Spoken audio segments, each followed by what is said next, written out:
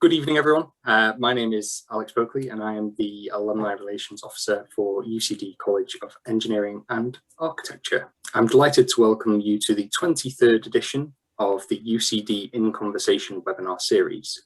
Through this series, we welcome our alumni community from around the world to listen as fellow alumni, UCD academics, and guests share their stories and ideas. The series also reflects UCD's Rise into the Future strategy and its 4 strategic themes, which are creating a sustainable global society, transforming through digital technology, building a healthy world, and empowering humanity.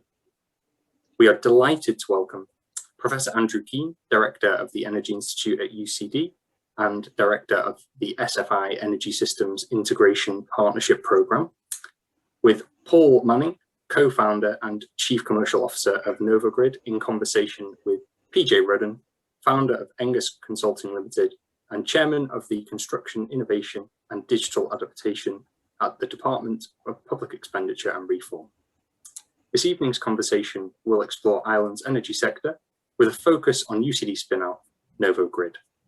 This evening's format will be a 45-minute conversation followed by a short Q&A, and we'll aim to wrap up before 8 p.m. Now over to the housekeeping side of things. Please feel free to submit questions through the conversation using the Q&A function at the bottom of your screen.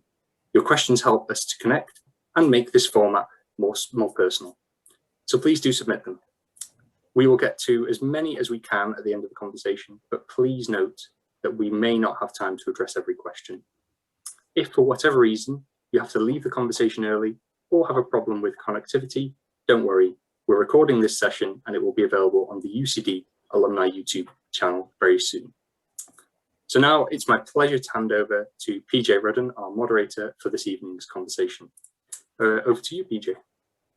Thank you, Alex, and good evening, everybody, and welcome to the conversation between Professor Andy Keane, Director of the UCD Energy Institute, and Paul Manning of NovaGrid.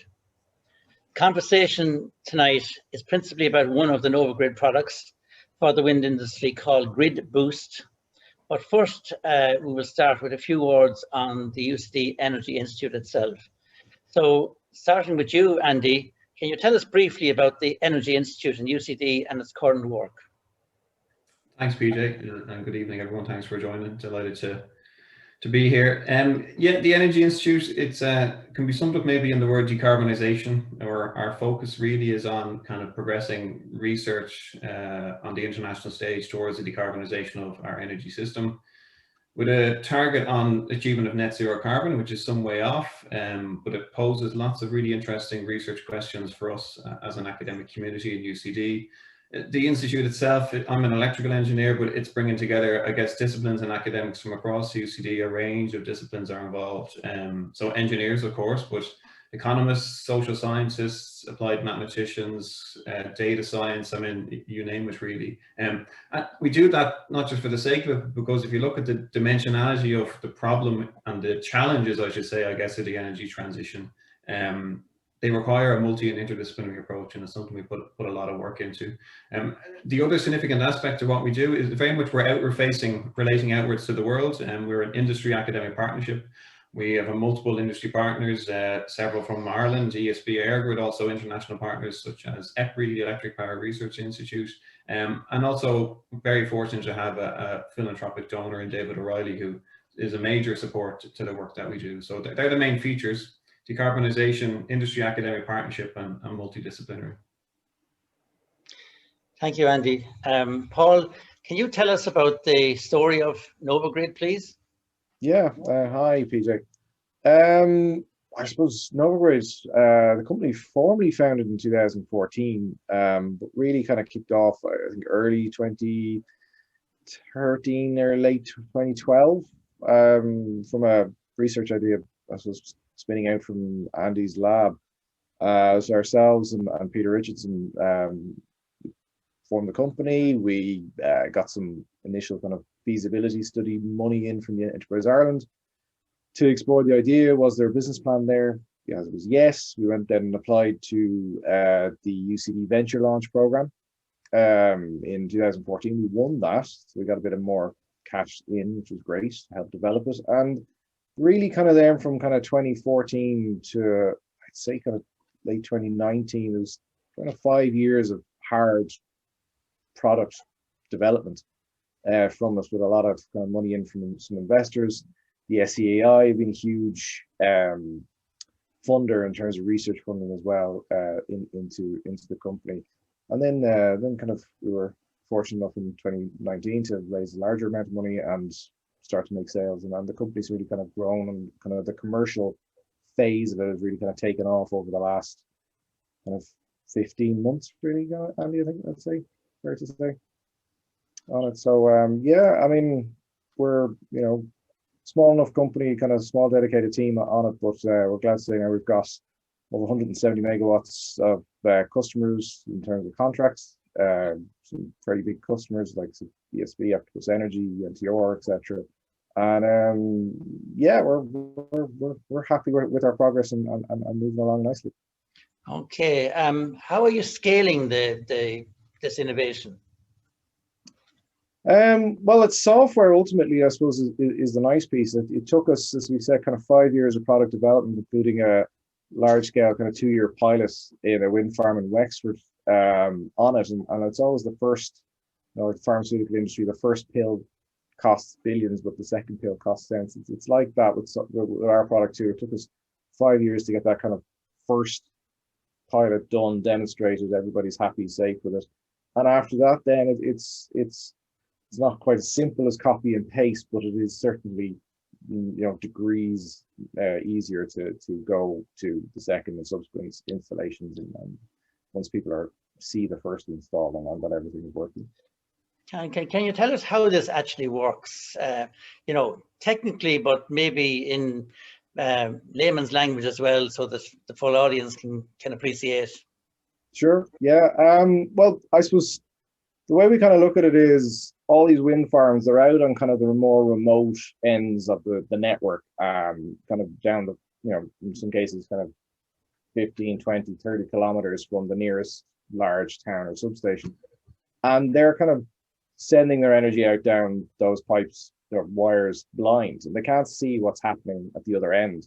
So they're kind of working in fixed, you know, assumptions of safe modes that they're sending it out in. And they're not the most, they're safe in terms of keeping the grid safe, but they're not the most efficient. So what our software does is it's installed in the wind farm, and it's able to basically tell the wind farm what's happening out on the grid many, many kilometers away, and saying, actually, right now, the best set point for you is here. And now things have changed it further down the grid. So now the set point should go to here. And that's much more dynamic than these kind of old fashioned fixed modes. And when you move to that kind of dynamic piece, you can get a much more optimum delivery of that energy. And ultimately what you're doing is you're minimizing the current. So, you know, when you turn on your electric oven that heats up, it's the current that causes that to get hot. Same thing happens on the wires, and a certain amount of the energy that's flowing along that wire gets lost as heat. So if you can turn down the current slightly, you can reduce the heat, which reduces the loss, which means that more energy gets down the far end of the pipe to, you know, your homes and businesses and, you know, my lights here and all that kind of thing. So okay, that's the layman's version of what we do. Okay, Andy, you know, this is innovation at its best. Obviously, if you're winning awards, does it have a significance for the future of increased wind power in Ireland? Yeah, I feel it does, and Paul did quite a nice job, I felt, there of the layman's one, well practiced over the years, of course. And it does, and so GridBoost is targeting efficiency, but really at the core what we're doing is really a deep expertise in the network and the electrical infrastructure, which in many ways is a niche area. But as we'll probably get to, and as people will recognize, the constraints of the grid infrastructure are very real and present, and given what we're planning to do in the future, they're only going to become more challenging, let's say, not just in Ireland, internationally. So the kind of work that we do in NovoGrid, where we're making best use of those assets, improving the efficiency of the electricity transmission, increasing basically the energy capture from wind farms, that can only be positive and help contribute to kind of the challenges that we have ahead in the energy transition, I would say. And what was the biggest technical challenge you had on the project? Well, Well, in many ways, obviously the research is going back many years, and Paul gave a nice history of that. And as an academic, happily in academia, doing my research and doing dealing in ideas and the like, the technical challenges probably weren't that hard, and the hardware we use is off the shelf. The real challenge was probably the 5 years that Paul talks about, the engagement with potential customers, trying to convince a major wind farm asset owner that we're just out of the local university and we'd like to put our box up on your wall and we're going to control your wind farm and we promise it's okay. And in that respect, you know, SSE and indeed Eastman Networks were a great support to us, and obviously the trial was a success. That was a hard road, I would say, Paul. Certainly. Yeah. And Peter Richardson was instrumental in that, in getting that box on the wall, the wind farm, and going live. So that would be, I would say, one of the biggest challenges we face.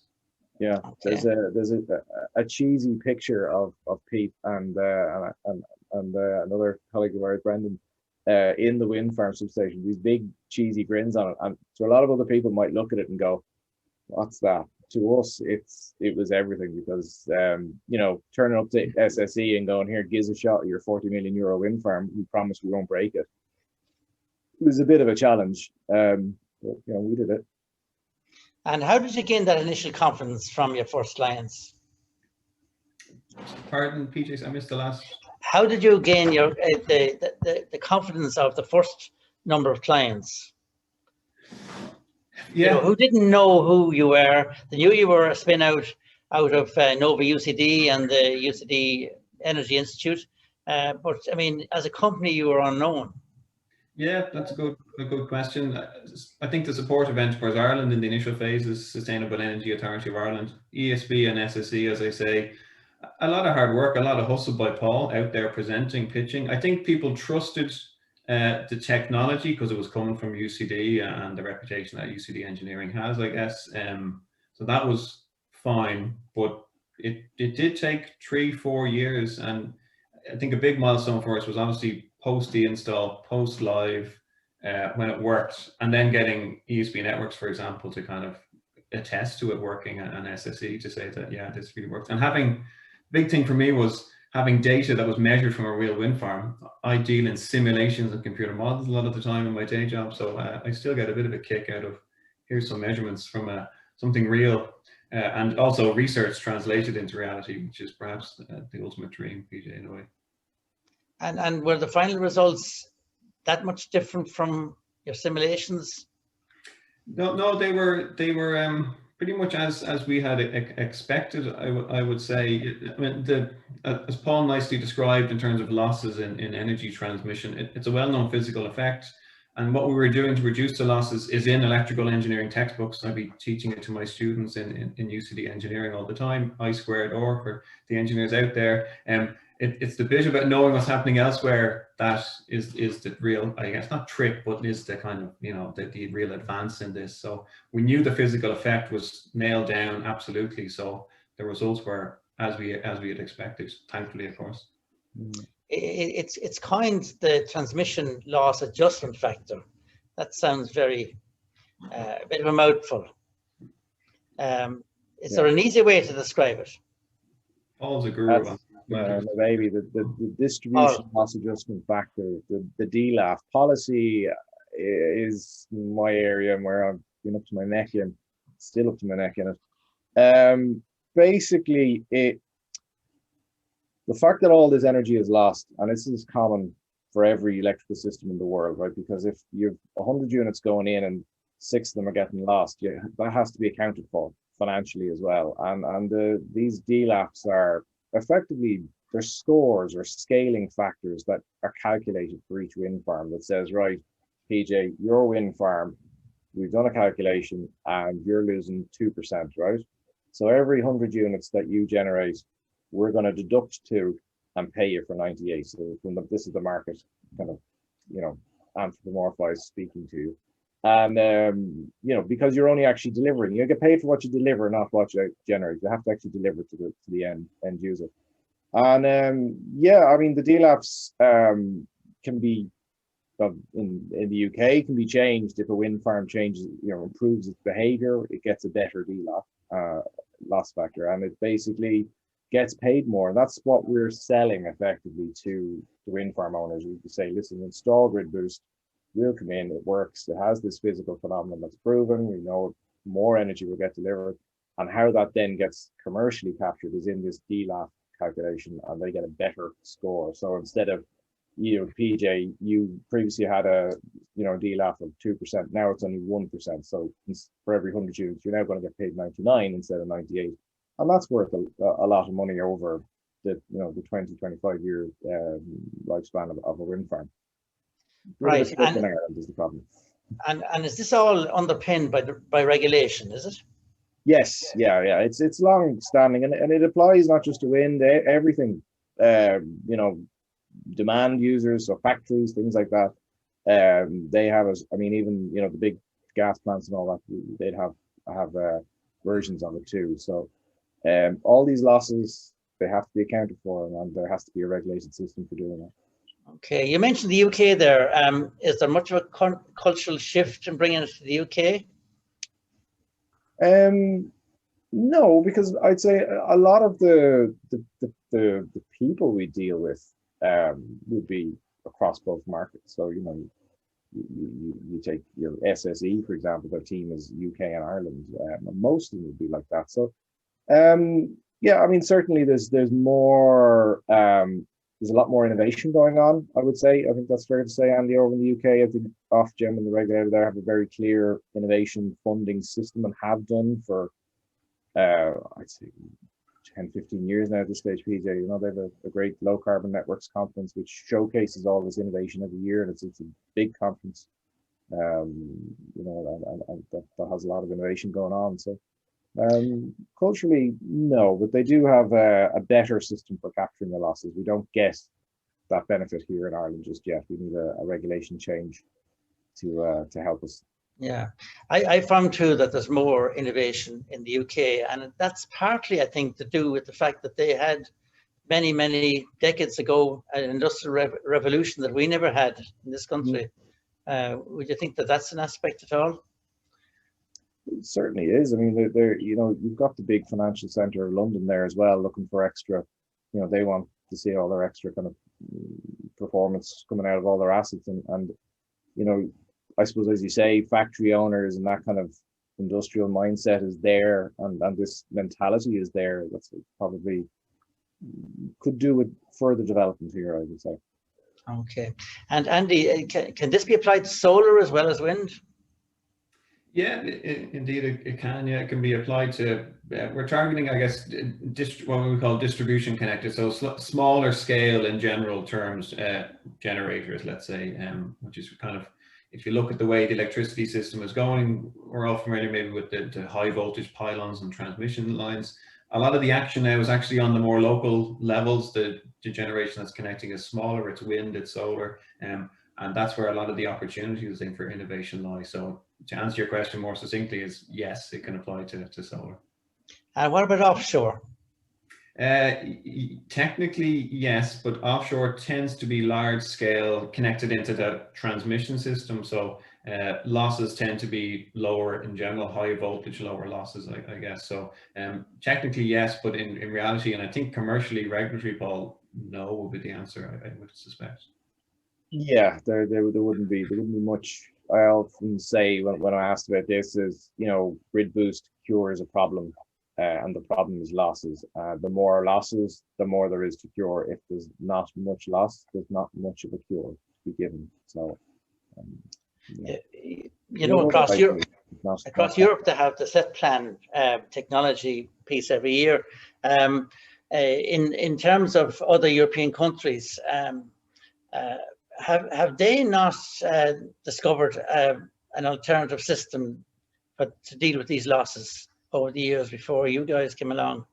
Or have you guys created an innovation of such importance that it has a global reach? Technically, it's unique for sure. Yeah, it's patented and all that good stuff. So no one has done this before in the manner that we have done. And the key innovation is that piece of being on the wall of the substation where the wind farm is, and being able to tell in real time what's happening elsewhere in the grid without any communications. No one's really ever been able to do that before. Now, of course, there's other people who work in this area, so I don't want to come across as arrogant in this regard. The challenge always with these things, I think, is technically yes, but the commercial applicability, which Paul would know more about, changes market to market because the regulations are different market to market, I would say. Is that fair, Paul? Yeah, one of the interesting pieces in going over to Germany, and we've had a lot of interactions in Germany, is that we have a user pays model in Ireland, and the UK has it as well, and places like kind of the old pink countries on the British Empire map, Australia, America, those kind of places. But on the continents, they kind of have a more socialized system where basically all of the losses are just kind of pooled together and everybody basically pays it in their energy bills. So you actually see it in your standing charges on your bi-monthly bill.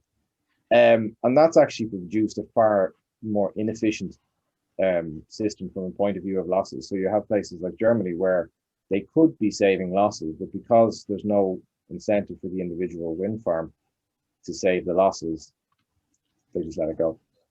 So we have different kind of products kind of steered at, we kind of look at a market and say, well, what are the driving goals that they want, and that kind of comes out of the regulation, and then we can, you know, tailor kind of product design for that. So GridBoost is tailored at those markets where we have a user pays kind of approach towards losses, which is a lot.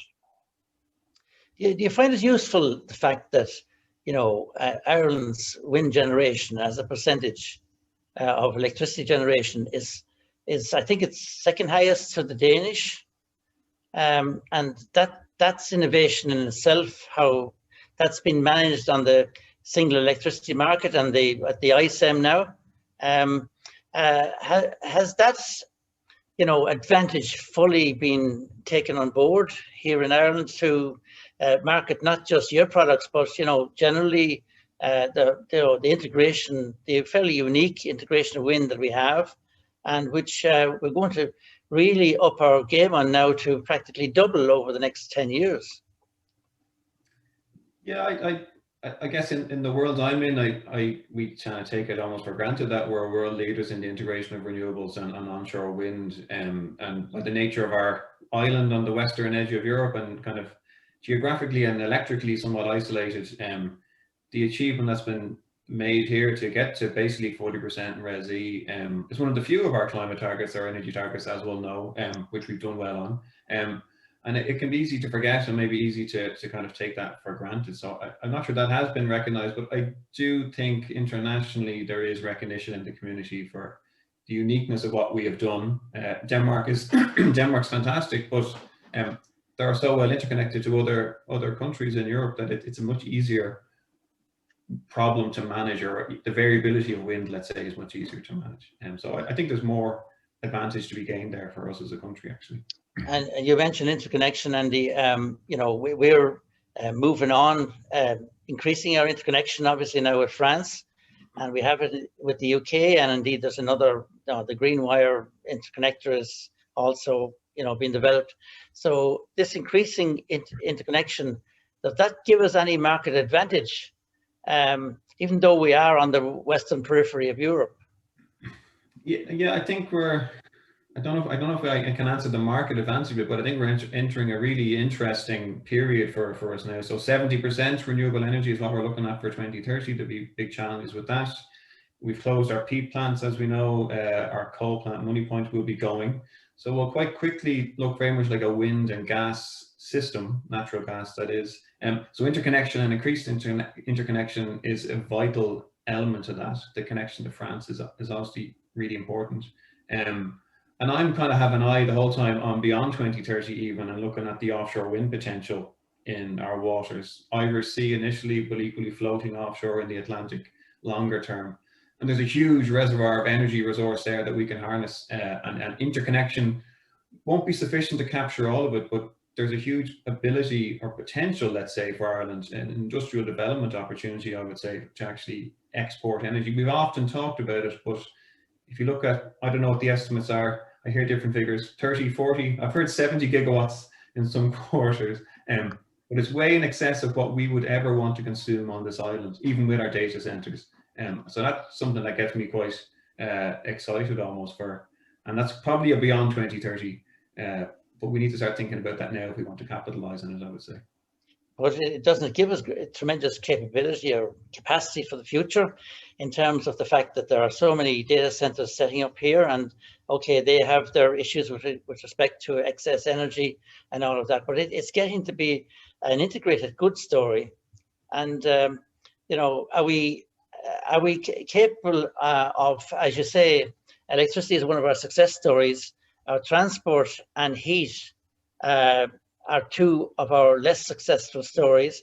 Can the same technologies or the same innovation, you know, germ from UCD Energy Institute be put to work in respect of, you know, the challenges on electric cars, the challenges on heat, and you know, we won't mention agriculture, which is really the big challenge in climate action. But if we keep it to the three technical issues, electricity, heat and transport, I mean, we have a mountain to climb with respect to heat and transport. And I assume that your Energy Institute, Andy, is looking into that area as well? Yeah, no, absolutely. So heat we've been looking at for some time, and obviously the electrification of heat and transport is what we're looking at for the next period.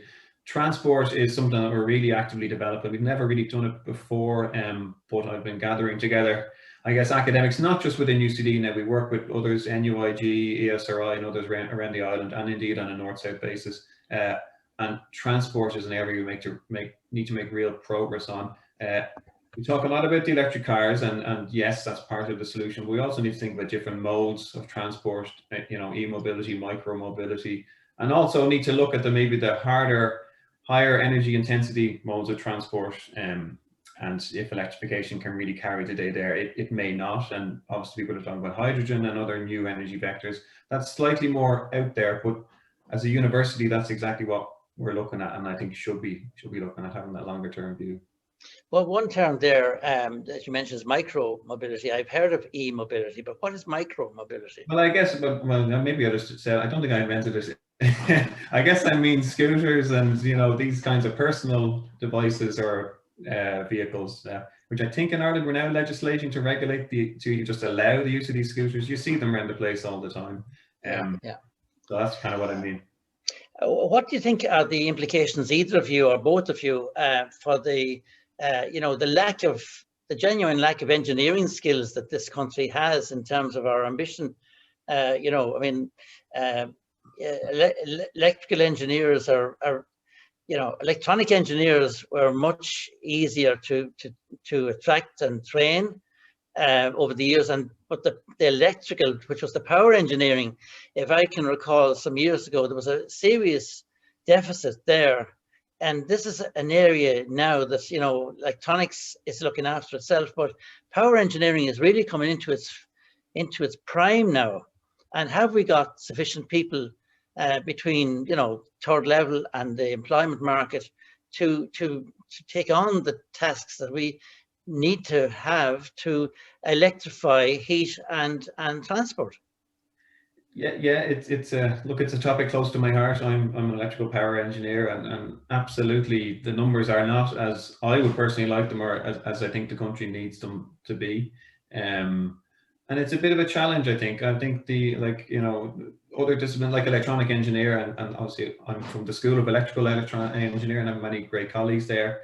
I think the marketing of that and the whole digital space is easier. I think electrical maybe suffers from a marketing problem at times, but there's no doubt that there's a worldwide shortage. It's not just an Irish question, and we need more. So I feel like it's almost on me and others to kind of make that case and continue to try and make that case to convince them. And hopefully, maybe in some way, companies like NovaGrid, being not just a traditional utility company and being a startup in the space, it's kind of an unusual beast. And Paul, I think you can probably attest to that. As there's not that many of us. We've been through a few startup incubator accelerator type vehicles, and there's not many other power type companies, is there, Paul? No, sometimes I wonder, Andy, are we missing a hint?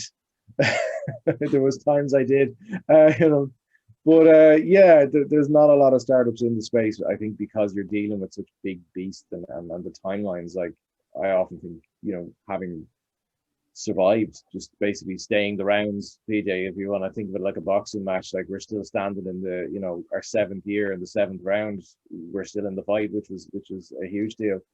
I suppose on you know, hiring and things, one of the bits we noticed last year, we put up a job advert for a power systems engineer in summer, I think June, July. You know, we got a lot of international applications, strong, to be fair, international applications from you know, places like Iran and India, and with, you know, which have excellent electrical engineering schools as well. So it was really kind of interesting to us that they were willing to come over, you know, kind of make that interesting, because these applications were not off the cuff. They were well thought through and planned out. You know, so that was nice to see, and certainly there's a bit for kind of, you know, people who might be in a bigger company, who might want a smaller company, something a bit more flexible, a bit more of a challenge, a bit more interesting. You know, for power systems engineers, there's not a lot of NovoGrids, so you know, we have that kind of slight, you know, I don't want to say sexy because okay, okay, but just to give a variety to the conversation, Paul, this isn't the first innovation out of UCD that you've been involved in. You've been involved in some other remarkable projects outside the electrical area, haven't you? I was the lad who made the tea, PJ, to be fair now.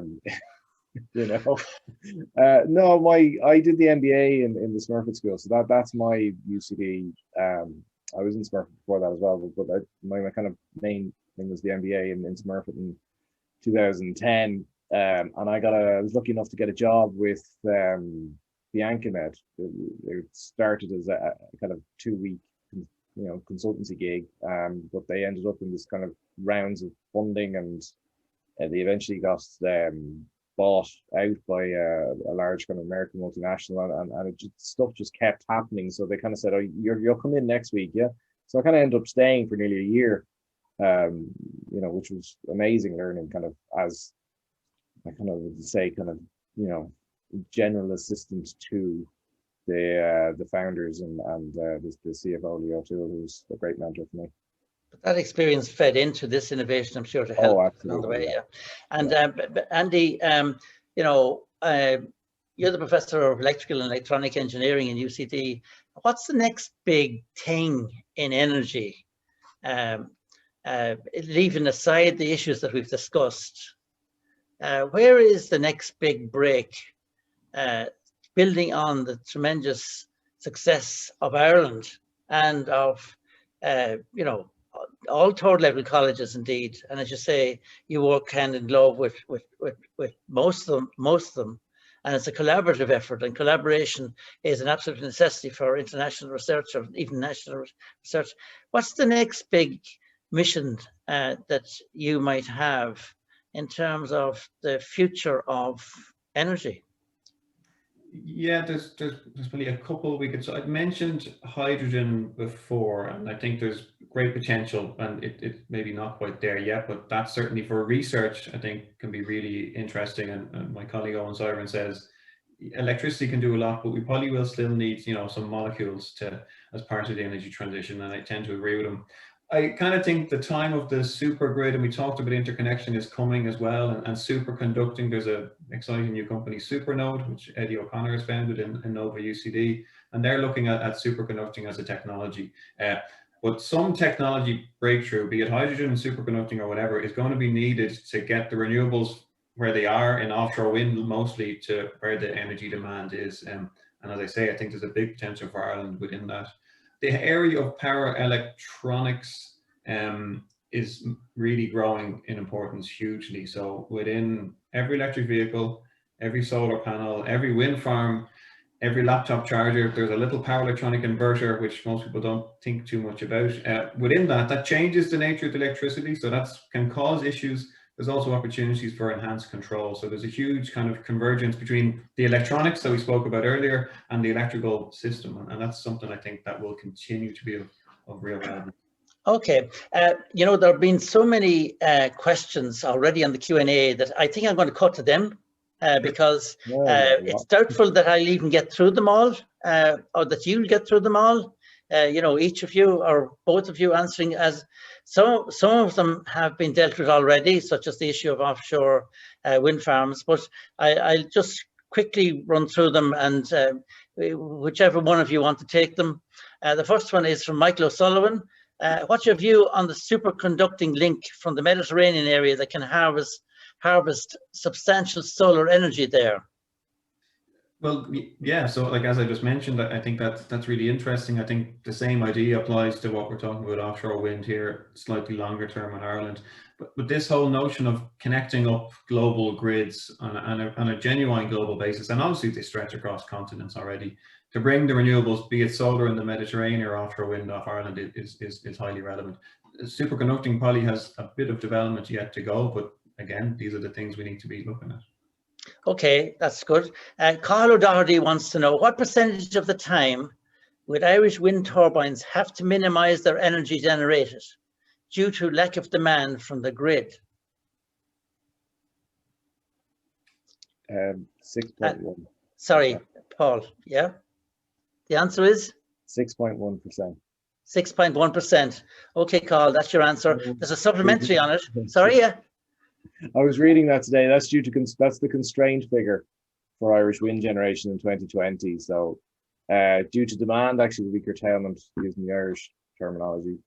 Okay. EirGrid quarterly dispatch down reports will give you the detailed breakdown of that. Okay. Okay. A supplementary on Cahill's question. Also, what is your opinion on the viability in Ireland of Power 2X, where excess power is used to generate ammonia, methane, or hydrogen?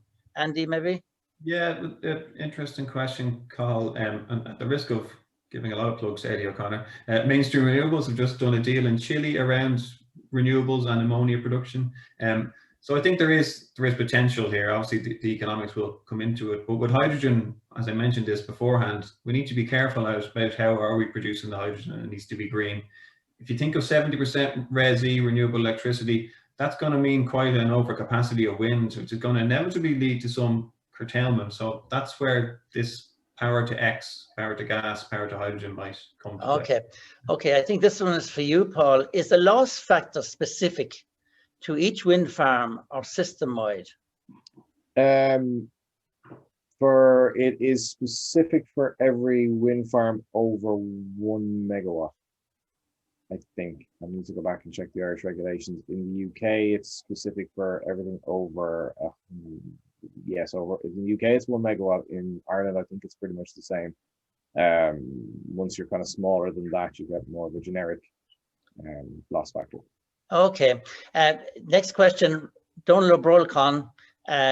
Given that only transmission losses have been mentioned, does that mean that you only got this working with larger wind farms which are connected directly to the transmission system? Many wind farms are connected to the distribution network. So yeah, sorry if there was confusion there. It's the other way around. We're actually dealing with distribution connected wind farms and not transmission, because the losses at transmission tend to be lower. Okay.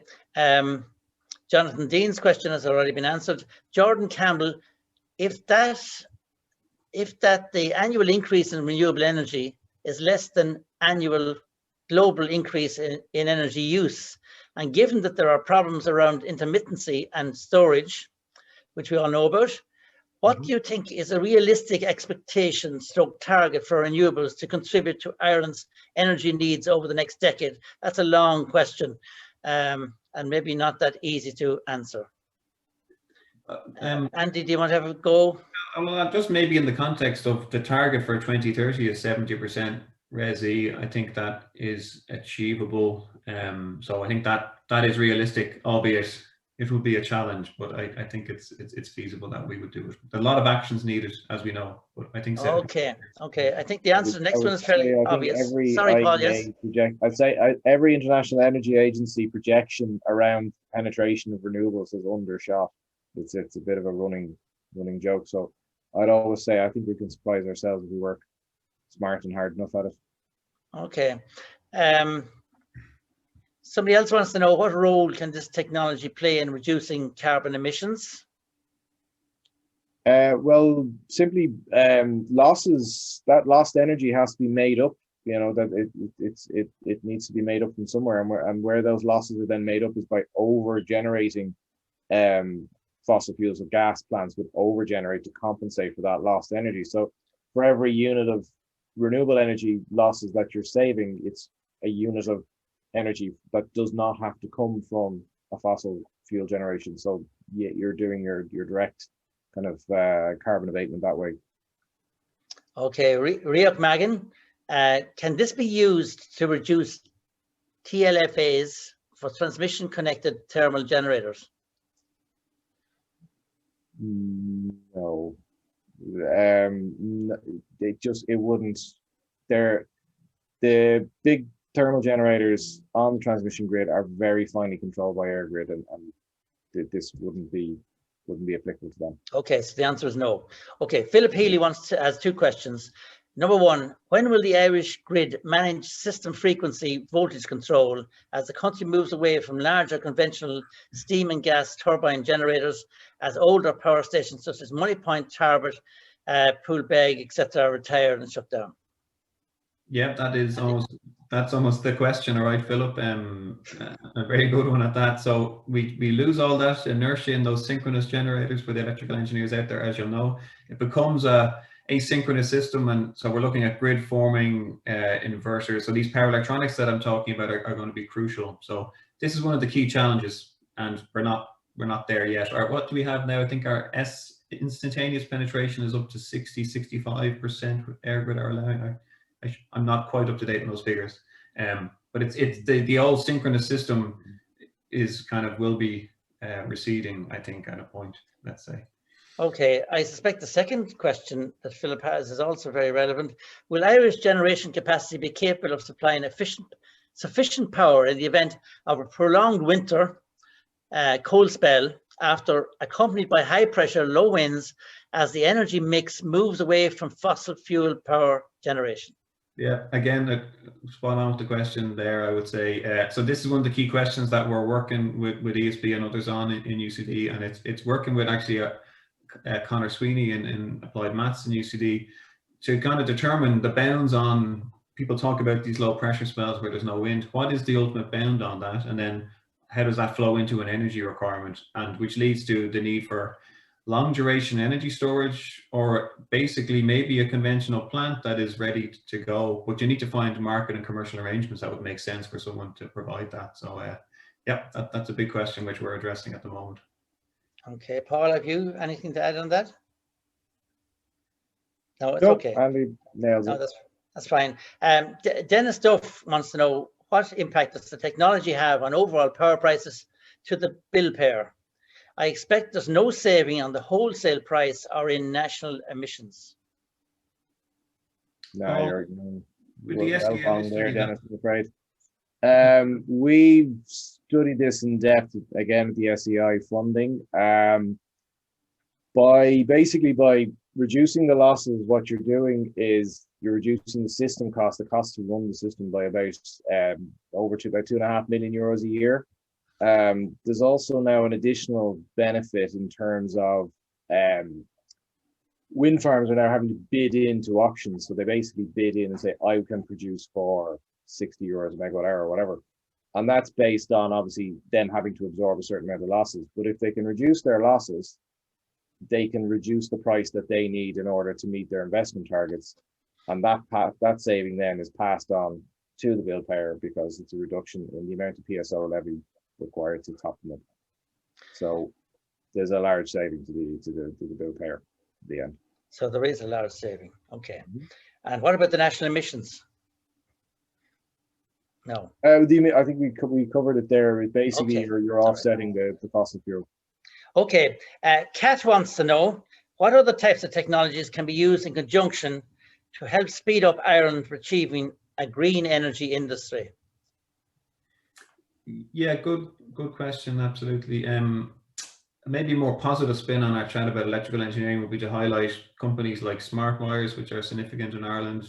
EPRI have a big location here, Supernova that I've mentioned. So there are a range of possibly a cluster, dare I say it, of kind of electrical innovation companies now, starting up. All the ones I've mentioned are probably much larger than NovaGrid, I would say. They all have, so smart wires have a power flow controller technology that they can deploy. Obviously, Siemens and all the GEs of this world have a range of technologies. Power electronics will be at the heart of many of these types of solutions, I would add. Okay. Margaret Kenny wants to know, not sure if the following is relevant, but this seems to be a monitoring system for losses, Paul. Could this be applied to water flow losses in our antiquated water network? Either of you? No, I say it's probably no. the short answer. But Andy? We get asked that question. No from Paul. Asked it quite a few times. Okay. David Farrell says, great to see UCD leading innovation in this area. Would like to understand more about how the system benefits the wind farm. E.g., is curtailment reduced in real time relative to a less dynamic dispatch down set points signal from the grid, or is the resettlement on actual TLAF relative to nominal percentage applied, or is there some clever control on the grid which actively looks at flow paths and hence the or in 1, 2 or? I squared over, I think, as well. There's probably no ability to put in a superscript in the chat. Sorry. There might be a misprint there. I'm not sure. Sorry. So let me try and get this. I'm trying to just interpret the question here in real time. So what we're doing is, David, we are, as we say, looking out at the grid without any communications and determining what the state of the grid is, and then that allows us the ability to move the wind farm's reactive power for the electrical engineers present to a more efficient operating point in real time, which directly affects, I think, what you mean by flow paths and the current flow along the line. So that's maybe a bit of a too detailed answer, but it's the best I can do off the cuff, perhaps. That's okay. Thank you very much, Andy. And next question. With the onset of microgeneration of power, where do you see the most opportunities for startups to put their time into? That's the $1 million question. If only we knew that, we could.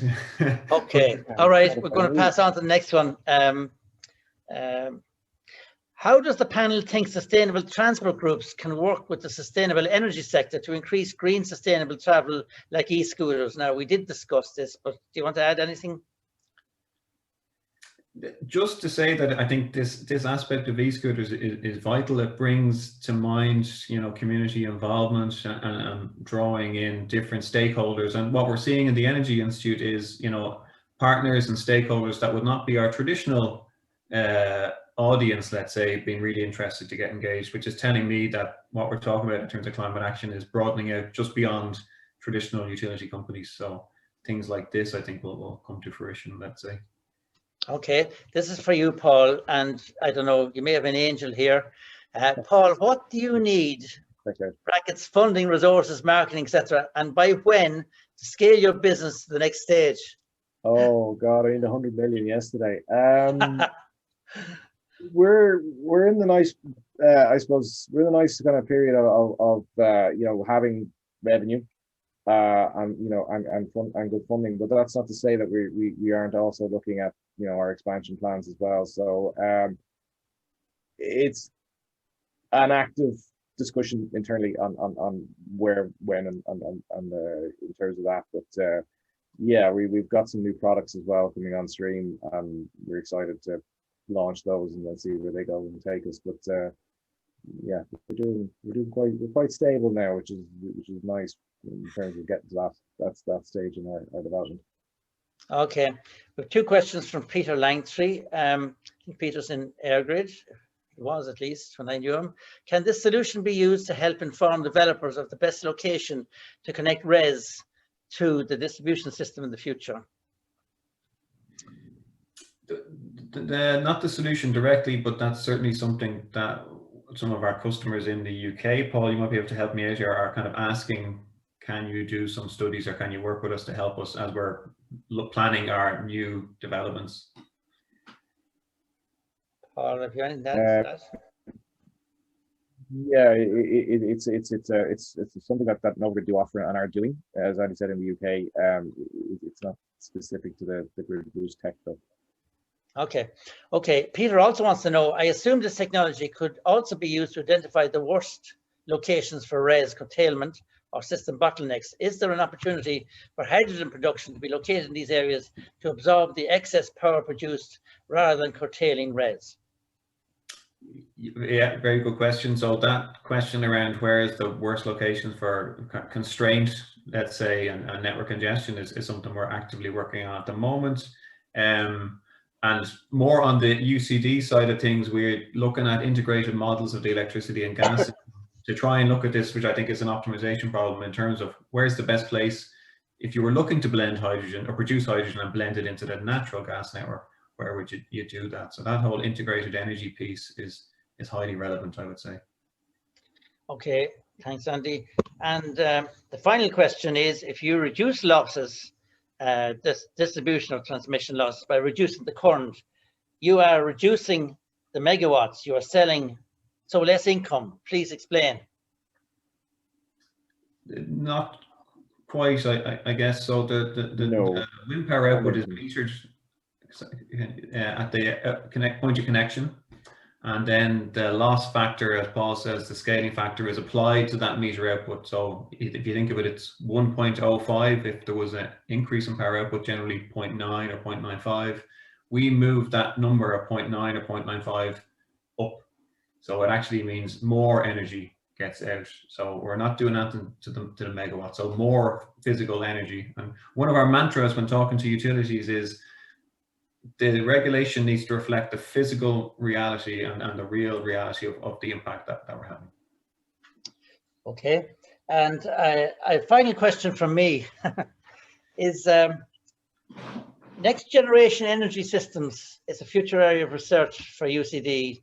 Can you just expound on that, if that is so? Happily so, PJ, yeah. So you mentioned the Energy Systems Partnership that I lead at the moment. That's a Science Foundation partnership. And as I mentioned at the very start, we're all about industry academic partnership and indeed philanthropy. So we're in the throes of putting together a new program of research, All Islands, which is looking at the next generation energy system. Very much focused, the same research focus that we're talking about. The key elements that we're bringing to bear, which we haven't done before, are transport, which I think we've talked about, cities and communities, which is really important, offshore wind, as you'd imagine, and also water systems. But the center of gravity for what we do at UCD with our partners around the island is the energy system, electricity and gas, I should say. So yes, more to come on that. And that's part of the Energy Systems Integration Partnership Program, because what would interest an awful lot of people is the fact that you're looking at a particular area of focus, modeling the integration of electricity, gas and water networks. That's an integrated piece that a lot of people would be interested in. Yeah, and it's a one for the future again. So a lot of the things we're talking about, and hydrogen has come up in the questions there, you're immediately talking about gas and electricity, and you need to have that integrated approach. Largely what we've been doing actually is trying to identify where are the significant interface points and interactions between an electricity system and a gas system. And water equally is a vital natural resource and a big energy user in terms of wastewater treatment plants, possibly desalination. Obviously we don't have that in Ireland, but you never know in the future. So this integrated approach is central to what we do. Absolutely, and of course everything, all these media, be they hydrogen, gas, electricity, water, they're all energy vectors in their own right, aren't they? That's it, yeah. Well, that's all from me. I'm going to hand over to Alex, but before I do, I want to thank the two of you. Both of you national award winning in different areas as well as this project, and given us a very rewarding discussion on a very live topic on renewable energy and energy efficiency, and also a highly engaged audience with lots of Q&A, practically kept us going up to the very end. I want to hand over now to, hand back to Alex, because Alex has a number of issues just to finish up with, and thank you very much and good night. Alex. A big thank you there to Andrew, Paul and PJ for this evening's conversation. Lots to take away from the discussion, with lots of exciting innovation in the energy sector, and that the Q&A was fast-paced. Struggled to keep up myself, if I'm completely honest, but it was very interesting. Great to see everyone's questions be answered there. So thank you very much to all of our panelists. If you are interested in reading further on Ireland's renewable energy targets, we will put a link to the SEAI report, which will be available in the chat for you. And before we wrap up, I just have a couple of other items that I would like to mention. As many of you will know, UCD is committed to supporting our students, both current and incoming, through this difficult time, whatever their background. To date, over €300,000 have been raised by generous alumni and friends of UCD for the UCD COVID-19 Emergency Fund. Thank you to all of those of you who have already supported this important cause. If you would like to support our efforts to provide urgent financial and mental health support to those students who need it most, you can visit the link which has been posted into the chat box. The next thing I'd like to discuss are the nominations for this year's UCD Alumni Awards, which are closing this week. We would like to ask anyone to submit your nominations before the closing date, which is this Friday. The awards celebrate the achievement of 9 of our exceptional alumni, and we invite you to submit a nomination for this year's awards by heading to the link, which is going to be posted in the chat now. And finally, our final career webinar for spring 2021, What It Takes to Navigate the Future of Work, is happening on Wednesday, the 31st of March at 6 p.m. Hear from UCD alumnus Nubi K, who will showcase emerging trends and challenges facing today's workforce post-COVID. The link to this was now available in your chat. So thank you again to our speakers, Professor Andrew Keane, Paul Manning, and PJ Rudden, and to our viewers for being with us this evening. And we look forward to welcoming you to our next event. Please stay safe and good night. Thank you. Thank you. Thanks, everyone. Thanks, PJ. Thanks, Alex. Yes. See you tomorrow. Yes. Bye.